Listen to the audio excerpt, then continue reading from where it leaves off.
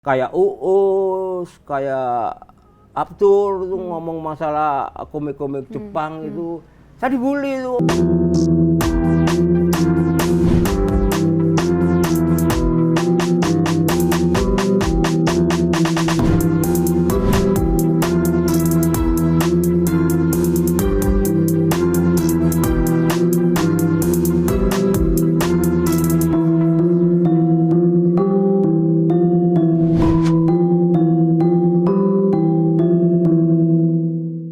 Menurut Pak D, perkembangan dunia komedi di Indonesia saat ini tuh seperti apa? Apakah lebih bagus atau ya sama bagusnya gitu?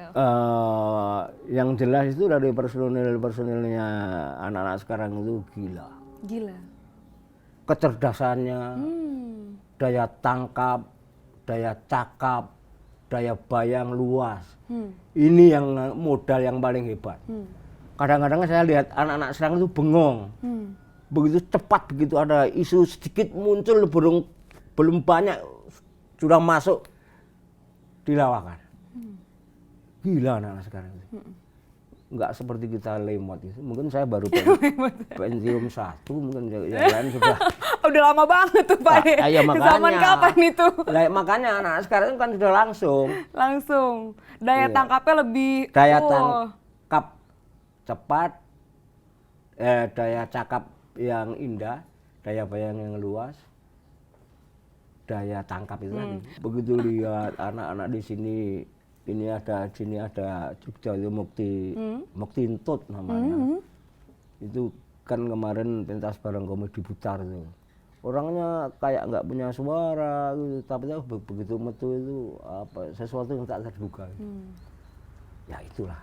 Jadi anak-anak sekarang itu lebih hebat di dalam dunia lawak. Meskipun orang-orang dulu juga tidak kalah, tapi cuman gendernya kan udah lain. Dulu itu kalau dagelan Mataram itu kayak diesel,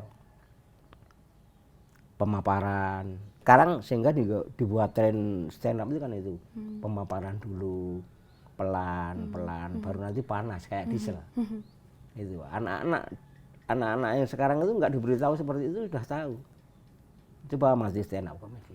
Stand up komedian? Iya, tapi kalau untuk lawak-lawak itu, ya karena saya itu di domain saya, jadi saya tahu betul, oh ini kalau saudara-saudara kerja di Jakarta, speednya kenceng. Gitu. Jadi kita harus tahu itu. Apa makna yang lebih luas dari kata berkomedi, selain menghibur penonton atau menghibur orang lain? Berkomedi kan, hobi. Ada loh yang nggak dibayar, yang penting saya ikut. Ada Pak D? Wah ya banyak. Atau saya nggak dibayar, kadang-kadang dia membiayai. Yang penting pokoknya event ini berhasil. Emang karena hobi gitu ya? Ada faktor bakat. Tapi juga ada faktor yang kepepet itu tadi. Tetap ada ya kepepet ya? Ada bener. Karena apa? Orang yang kepepet itu kreatif. Coba bayangkan, sekarang orang daerah yang ke Jakarta, tidak semuanya punya kemampuan loh. Tapi begitu datang ke Jakarta, dia kreatif. Mau nggak mau harus kreatif, harus punya iyalah, kemampuan. sekarang cuman kaleng spray jadi helikopter. Loh, jangan dilihat itunya loh Mbak. Tapi dia berpikir keras itu. Cuman cari pasir di sana. Padahal kalau kita lihat sekarang Mas 1 gram berapa? Yang namanya orang dari Jakarta pulang ke daerah, paling enggak kalung itu bawa. Gaji berapa? Kos berapa? Untuk makan berapa? Dia mulai mengatur manajemen secara teratur meskipun ini virtual, tidak ditulis. Itu kan bagus sekali. Bagus sekali, benar. Inspiratif kan? Nah itu, kalau pulang pasti Pak, meskipun di sana makannya belum tentu loh, Jakarta. Tapi kalau pulang di rumah, oh ini adik saya, ini keponakan saya, ini. Orang kepepet. Apa sebaiknya masyarakat sekarang dipepetkan saja? Biar semuanya kreatif dan bisa produktif gitu ya. Iya, iyalah. Sekarang Anda tahu yang namanya Nafian di anak Solo 3 itu cuma lulusan STM. tapi memenangkan apa ya, kayak lomba gitu pembuatan briket pesawat jet. Wow. Tadinya cuma servis TV. Juara 1 anak Salatiga, desanya Sanden.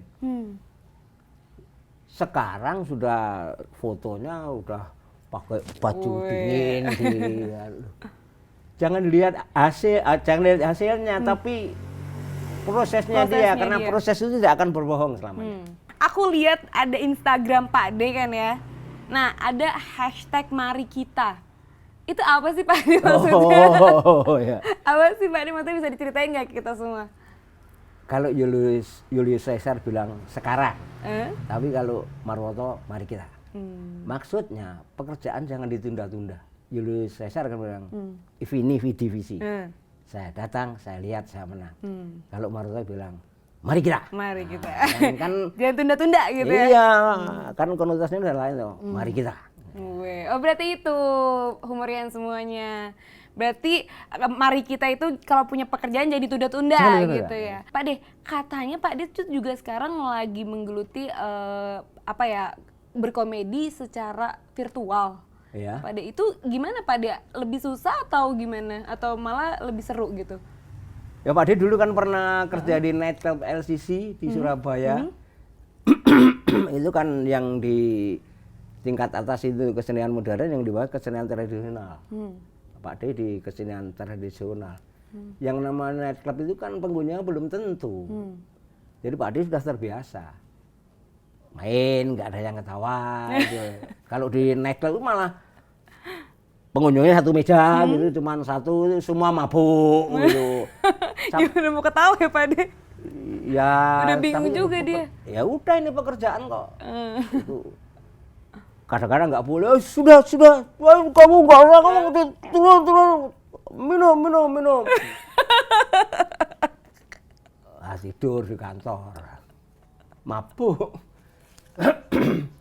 Ini termasuk salah satu servis pengunjung kan, kita sebagai bagian dari pekerja di situ kok. Akhirnya ikut minum. Kalau nggak marah, gimana? Ya itu. Makanya dari pengalaman inilah, oh ini, jadi kita tahu masyarakat ini, audiensa ini yang kita hadapi apa, gitu loh. Oh ini di kalangan ASN, nah, kita harus sudah tahu, oh dari institusi kepolisian, di angkatan darat, angkatan udara, angkatan laut. Kita udah mulai, kalau istilahnya buat Mas Butet, itu sudah kita masukkan ke laci-laci itu. Nah, istilahnya Mas Butet. Jadi sewaktu-waktu kita, oh ini kan main di pedagang pasar, kita tinggal buka laci.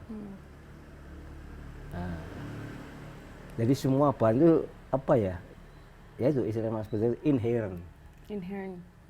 Jadi begitu kita muncul, oh ini masalah bengkel, ya kita ngomong aja apa yang bisa kita humorkan.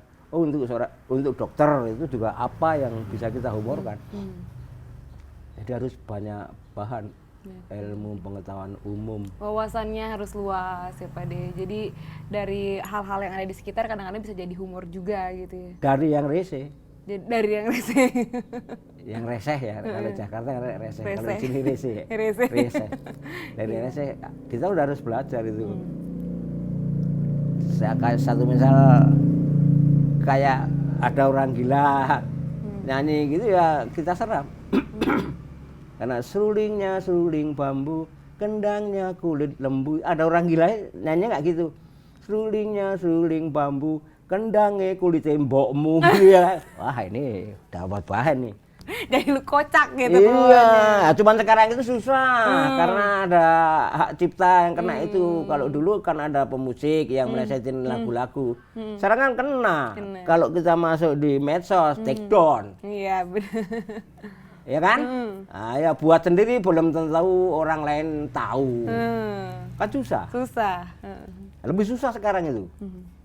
Sekarang dulu kalau ngelawak, oh sekarang di Jogja saya pakai bahan gudeg, di Solo pakai bahan gudeg lagi nggak apa-apa, orang nggak tahu. Tapi begitu ada medsos, gudeg di Solo saya masih pakai gudeg, orang udah pada tahu, udah ditebak.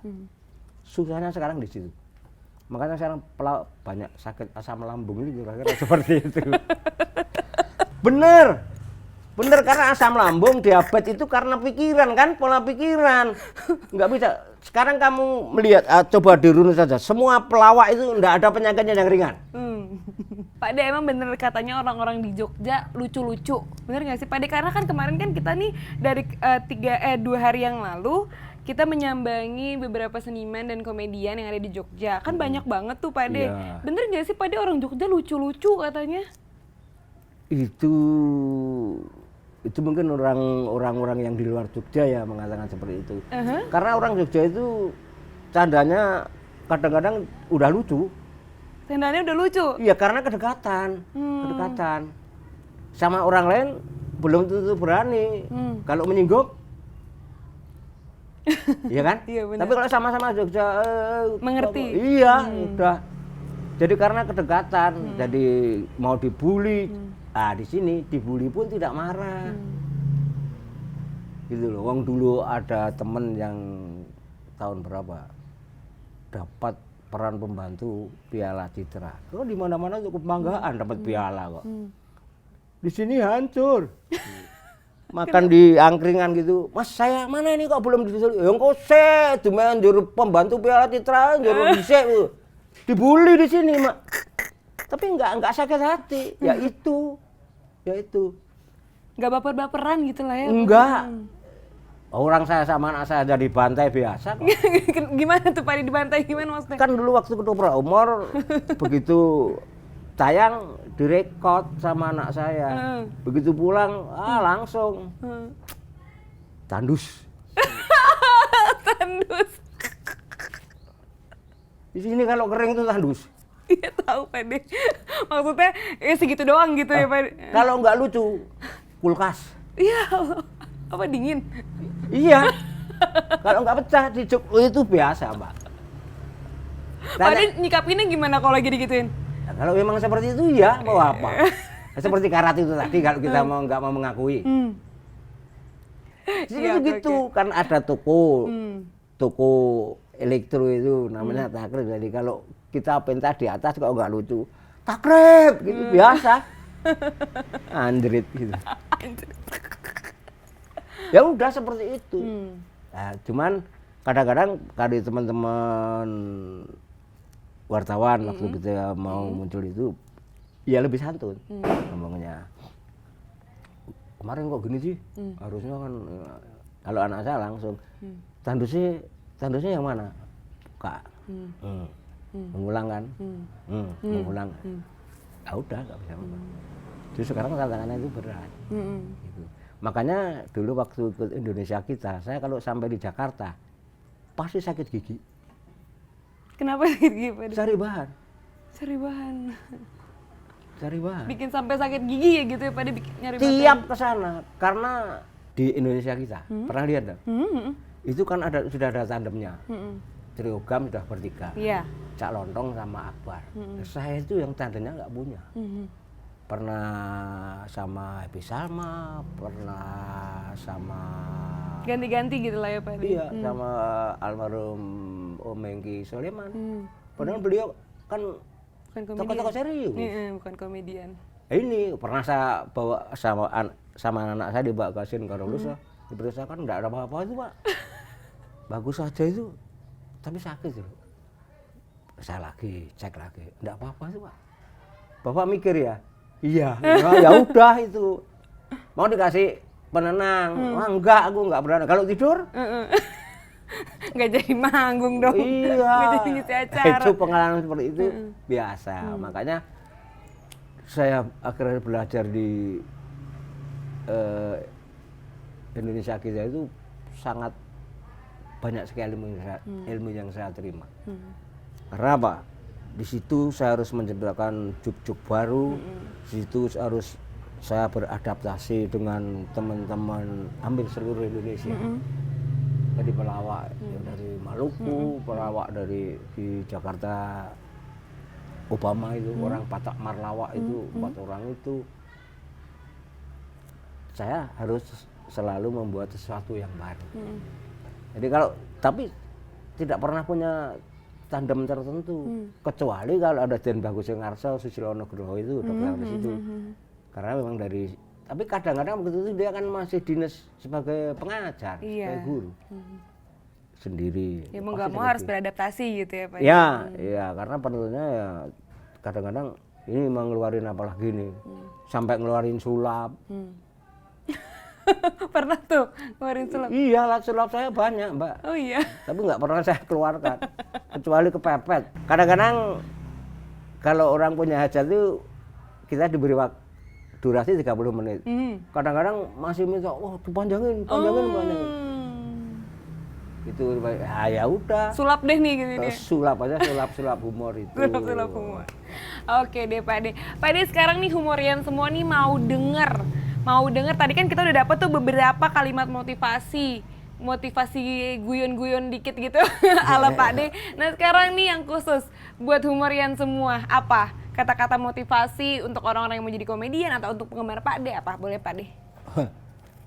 Kalau mau jadi komedian jangan cuma lihat hasilnya, tapi pelajari dulu prosesnya, jejak hidupnya, cara belajarnya. Kalau sekarang lihat kayak Dukul itu seperti itu, tapi dulu dia kan banyak sekali dia ngomong masalah ngutang di warung. Bayangin seperti itu. Jadi saya kenal dia juga lama. Proses itu penting. Satu, kita harus berpegang teguh pada attitude, kedisiplinan, mawas diri, tidak mudah patah semangat. Itu aja lah. Oke deh. Nah sekarang terakhir, setiap ada narasumber yang di sini biasanya main challenge Pak De. Main challenge, foto-foto doang sih, namanya Humemoria. Jadi di sini ada 3 foto nih. Pak De disuruh ceritanya foto ini tuh apa, suasananya lagi ngapain aja gitu. Ingat gak Pak De kira-kira? Sebentar. Ini waktu. Coba Pak De kasih lihat. Ini waktu mengenang almarhum Mbah Basio. Itu diadakan apa ya namanya, mengenang Basio itu tiap grup menampilkan cerita-cerita yang sudah pernah almarhum record. Sudah direkam. Jadi kita cuman mengulas, kita tulis ulang. Ini itu acara TV Pak De atau bukan? Bukan, ini di Taman Budaya. Oh Taman Budaya. Ini di Concert Hall ini. Oke, nah selanjutnya. Waduh, oh kalau ini mungkin. Ini di film apa ya? Preman in Love kalau nggak salah. Preman in Love ya. Sama Tora sama Vincent. Saya jadi lurah. Jadi lurah di situ Pak. Ini. Selanjutnya, nah itu jadi apa nih? Oh ini kalau ini